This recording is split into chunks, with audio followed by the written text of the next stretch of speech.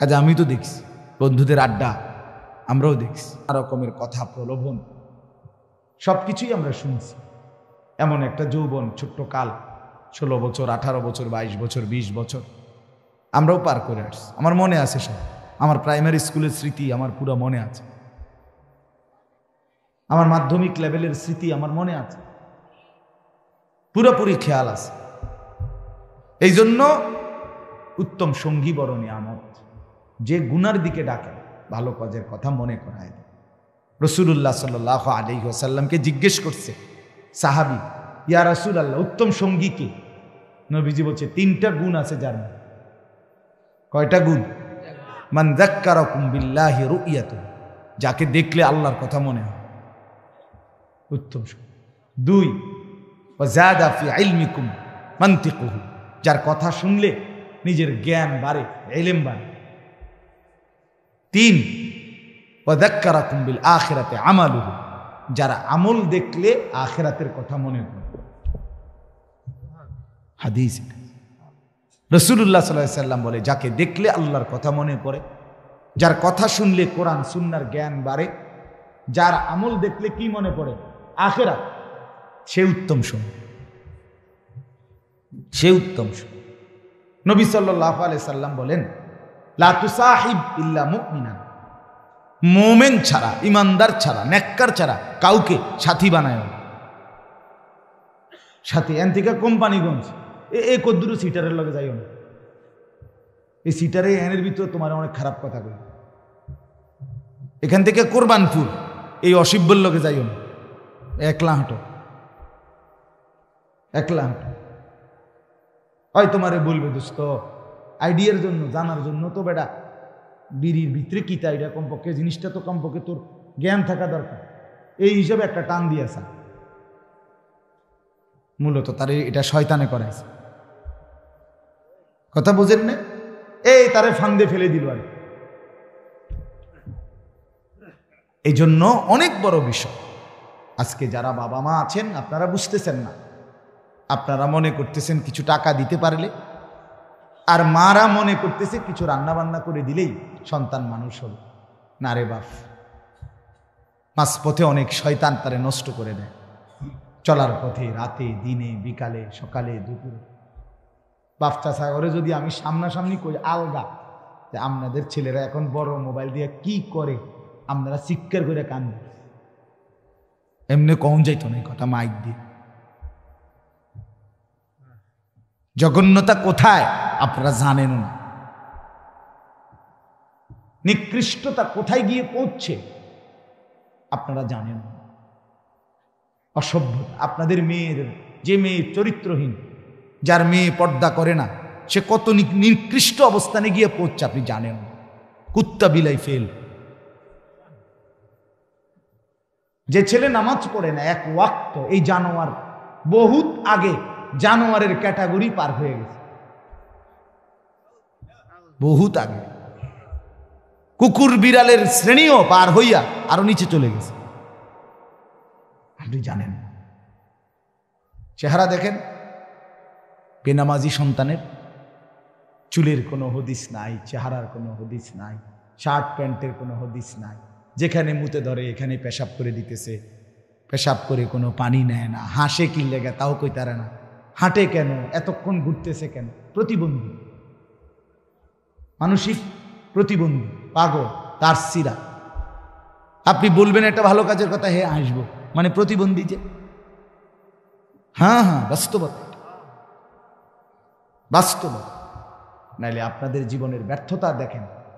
একজন বাবা মুসলমান হওয়ার পরে আপনার ঘরে 16 বছরের ছেলেটা এক ওয়াক্ত নামাজ পড়ে না, এত বড় জানোয়ার মুসলমানের ঘরে কেমনে ঘুমা? কথা কন না কেন? 365 দিনে এক বছর, এক বছরে কোনো দিন আপনার 18 বছরের ছেলেটা, মেয়েটা কোনো দিন ফজরের নামাজ কি জিনিস সেটা জানেন। ফজরের নামাজ যে কখন পড়ে এটাই জানে না। এত বড় অসভ্য জানোয়ার মুসলমানের ঘরে ঘুমায় কেমন? তার বাপ কেডা বেড়া, তার মা কে, কে তারে মানুষ করতেছে? এই বাপ তোমার জীবনের সার্থকতা কি? তুমি জীবনে কি অর্জন করলা? এই জানোয়ার কথা বলেন না কেন? বলেন যারা এ জবাব দেন। জিন্দিগি মানে কি? জীবন মানে কি? ফাঙ্গাসার তেলাফিয়া? হ্যাঁ, জিন্দিগি মানে ফুলকপি আর ফাতাকপি? জিন্দিগি মানে বনবিড়ি? জিন্দিগি মানে চায়ের দোকানের আড্ডা? এই তো শেষ, এরপরে আর কোথাও যাইবেন না আপনারা? এরপরে যাইতে হবে না কোথাও? তো ছেলে নামাজ পড়ে না যে কি বলবেন? মেয়ে যে পর্দা করে না কি বলবেন? স্ত্রী যে খোলামেলা রাস্তার পাশে, মহিলা খালের পারে রাস্তার পারে বেড়ইতে আইয়ে যায়, এখানে গোসল করে খোলামেলা, এই বেপর্দা, এই বেহায়া, এই নির্লজ্জা মহিলা, এ বেডির ব্যাপারে আপনি স্বামী কি বলবেন? কথা বলেন না কেন? কি বলবেন? কি আপনি বুঝেন না? আপনার ছেলের চেহারা দেখলে বুঝেন না? এই চুল আপনি জিজ্ঞাসা করলেন না, কিরে বাপ আমি মুসলমান, আমার দাদা, তোর দাদা মুসলমান, তোর বংশের 14 গোষ্ঠী মুসলমান, তোর চাচা মুসলমান, তোর ডানে বামে মানুষ মুসলমান, তুই এটা কার চুল রাখলি?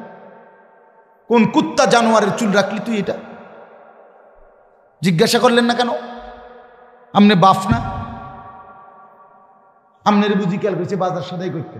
আমার তো স্পষ্ট মনে আছে, আমার বড় ভাই, আপন ভাই আলহাজ হজরত মাওলানা মাহবুবুর রহমান আশরাফি, আমার বড় ভাই আমাকে একবার চুল কাটাইতে গিয়ে 3 বার, শুধু সামনে আর পিছনে সামান্য 19-20 হয়েছে, বড় ছোট হয়েছে, পিছনের চুলের থেকে সামনের গুলো হাত লাগাইয়া দেখছে যে চুল সমান হয় নাই, চারদিকে 3 বার চুল কাটাইছে, একবার পর একবার 3 বার সেলুনে পাঠাইছে।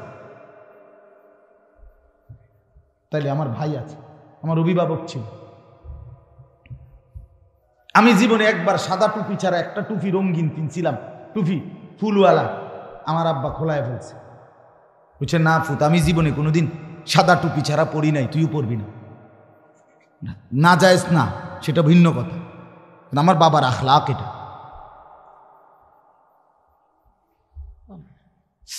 আজকে আপনারা টোটালি 12 বছর 14 বছরের ছেলেগুলো লাওয়ারিস। কোনো মা বাপ থাকলে এরকম হওয়ার কথা না। অভিভাবক যদি নজর রাখত, মা বাপ পাগল হইয়া কাঁদত, পাগল হইয়া মাটিতে গইরাইয়া কান্দার কথা, হায় আমার ছেলে 1 ওয়াক্ত নামাজ পড়ে না, আমার জীবনের আছে কি আর? আমার স্ত্রী পর্দা করে না, আমার জীবনের আছে কি আর?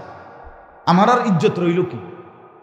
আমার মেয়ের পর্দা, আমার মেয়েটা 16 বছরের, আমার মেয়েটা রাস্তায় বাইর হয়, এলাকার সমস্ত লম্পট ছেলে খারাইয়া মুতে, এই অসভ্য জঙ্গলিরা আমার মেয়েটাকে উপভোগ করে, আমার মেয়েটাকে লোভের নজরে তাকায়।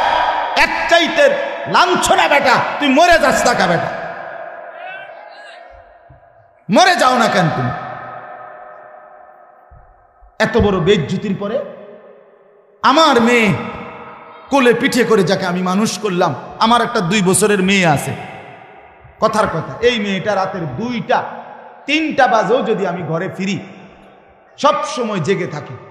যতক্ষণ আমি গিয়া বাসায় না ঢুকি, আমার মেয়েটা ঘুমায় না। রাত 2টা, আমার ড্রাইভার সব সময় দেখে এটা, রাতের 2টা বাজে গিয়া বাচ্চাটাকে জড়াইয়া ধরলে, আদর করলে, আমার পাশে নিয়ে শোয়াইলে তুই ঘুমে। তা আমি এতটা যত্ন করে যে বাচ্চা মানুষ করে, প্রতিটা মা বাপ এভাবে কষ্ট করে নাই? তো বিনিময়ে আমার মাইয়া এখন বাজারে বাজারে ঘুরবো, মানুষের বেড হইতে চাইবো, ফোলাই নেই, আমি তাহলে বাচ্চা রইলাম কেন? হ্যাঁ, বলে আমি পারি না। তো না পারলে আপনি ছেড়ে দেন, এই পরিচয় ছেড়ে দেন, স্ত্রীকে বলেন আমি তোমার লোকে পারলাম না, বাকি তোমার উপরে আমি সন্তুষ্ট না, মনে রাখো। রসুল বলে এই বেডিরে কইও জাহান্নামে যাওয়ানোর জন্য যাতে রেডি থাকে। যার স্বামী অসন্তুষ্ট, তার ওই মহিলার ঠিকানা কোথায়? হ্যাঁ, তামনিটা কোন? যে বিবি তুমি পর্দা করো না, তুমি 1 ওয়াক্ত নামাজ পড়ো না, তো মনে রাখো আমি তোমার লগে ফাইলাম না, হয়তো কুলাইতাইলাম না, বুঝাইতাইলাম না, তুমি আমার কথা শুনলা না, তবে এটা মনে রাখো আমি তোমার প্রতি অসন্তুষ্ট। আমি তোমার প্রতি আর কোনোদিন খুশি হইতে পারলাম না, এটাও যদি বলেন তো বেডির জাহান্নামে যাইতে আর অসুবিধা হইতো না। আপনার ছেলেকে বলেন, বাপ তুই নামাজ পড়স না, তোর প্রতি বেড়া আমি তোরে পারলাম না, তুই ঘাড় ফাঁক দেস।